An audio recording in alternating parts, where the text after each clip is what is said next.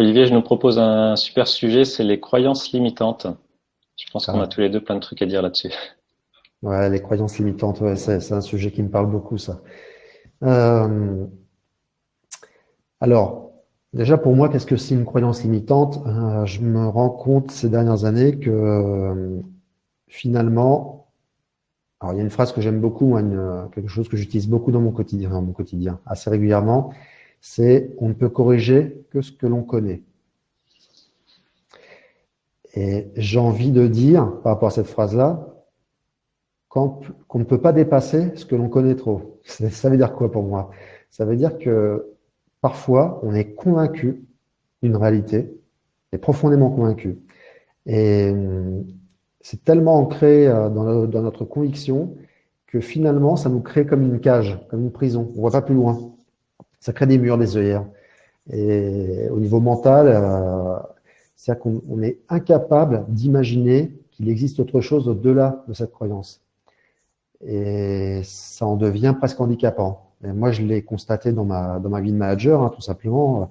Euh, Pendant des années, j'ai cru faire bien ce que je faisais.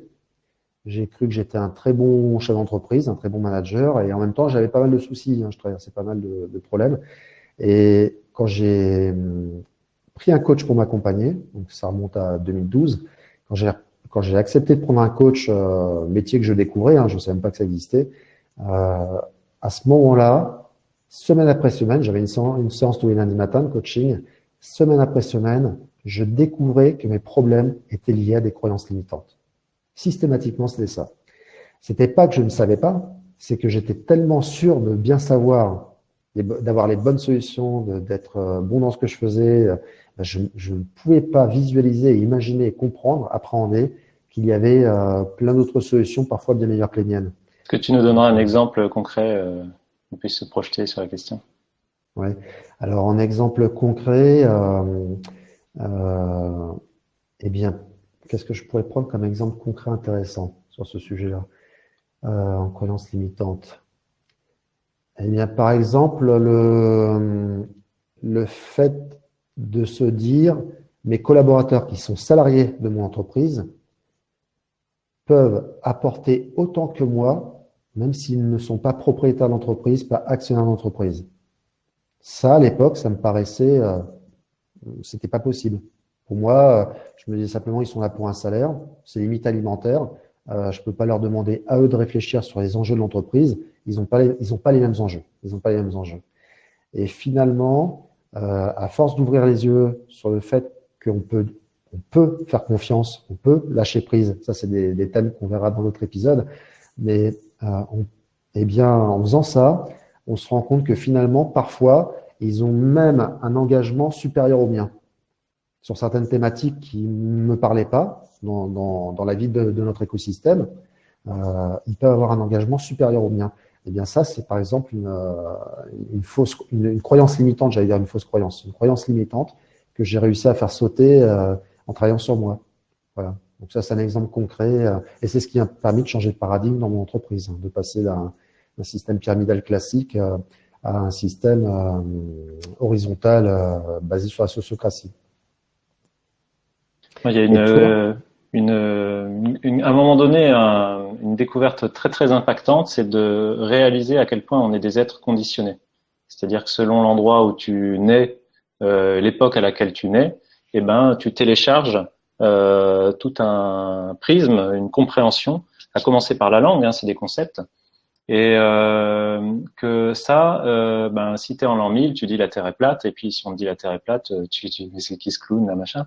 Et puis ensuite, on dit eh ben, elle est ronde, et donc tu dis elle est ronde avec les autres, et ainsi de suite. Donc, et c'est vrai pour à peu près tout.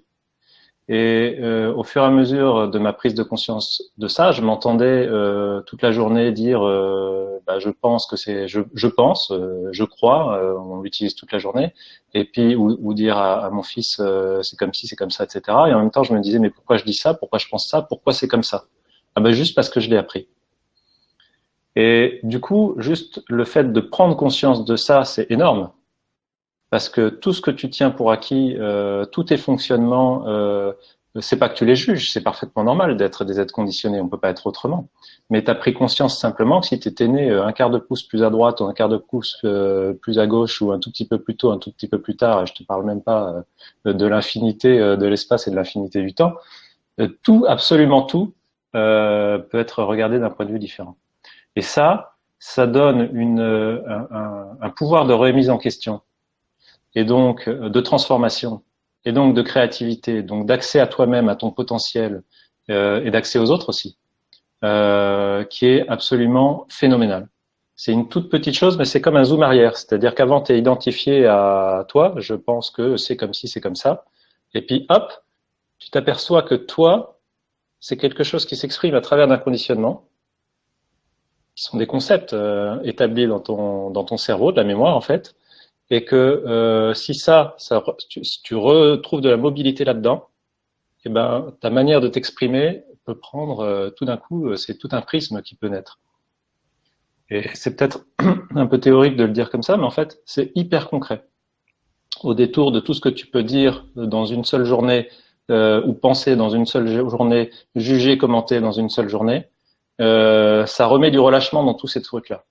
Et à partir de mon relâchement, du moment où il y a des relâchements là-dedans, eh ben les autres vont pouvoir te dire des choses que tu vas prendre là où tu les aurais pas prises.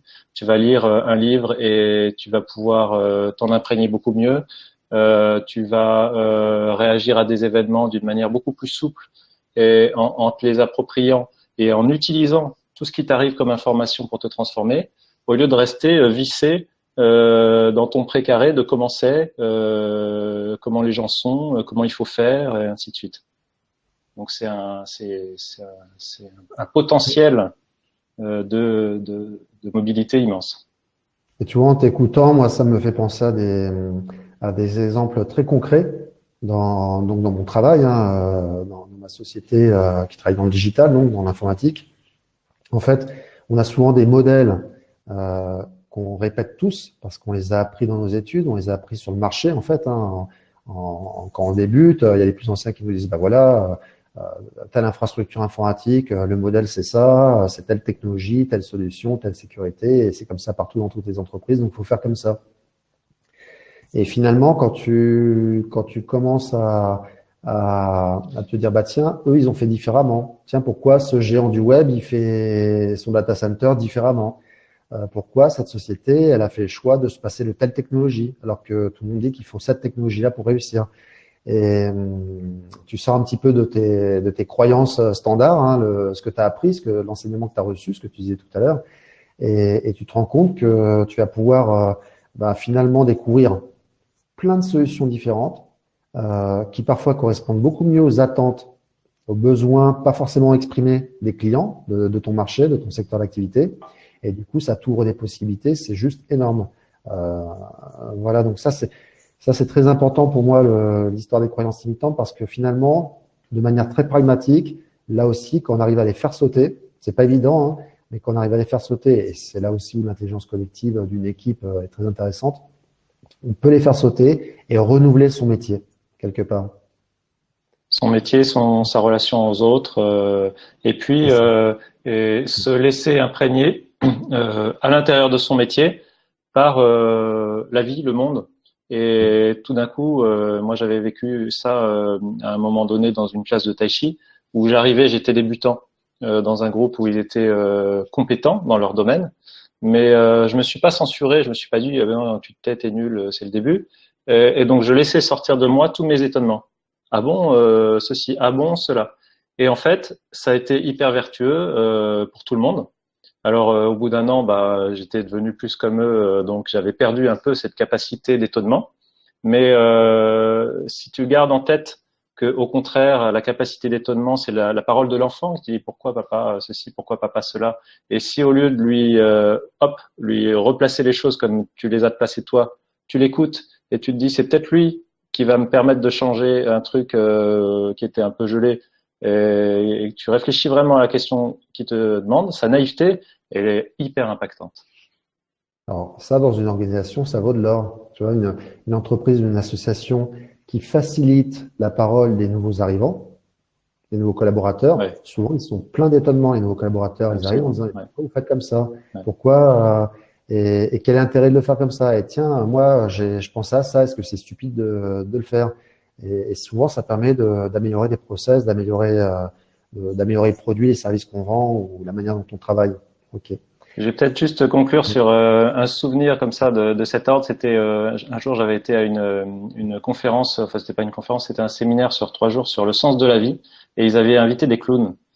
Et donc tu avais toute une série d'intervenants qui faisaient leurs conférences, etc. Et les clowns, ils avaient carte blanche, ils pouvaient faire ce qu'ils voulaient quand ils voulaient. Et donc ils intervenaient comme ça au milieu d'un débat très austère, très philosophique. À un moment donné, boum, t'as le clown qui barre et qui dit ah oui mais pourquoi machin, ou qui tombe ou un truc comme ça.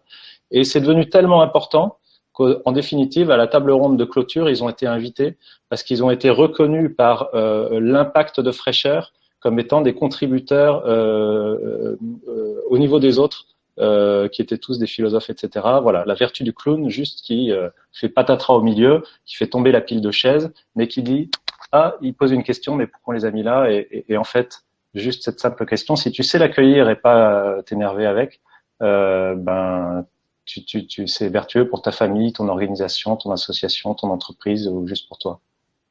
Bon. Bah, merci Raphaël pour cet épisode sur les croyances limitantes et puis à très bientôt pour la suite. Ouais, salut Olivier.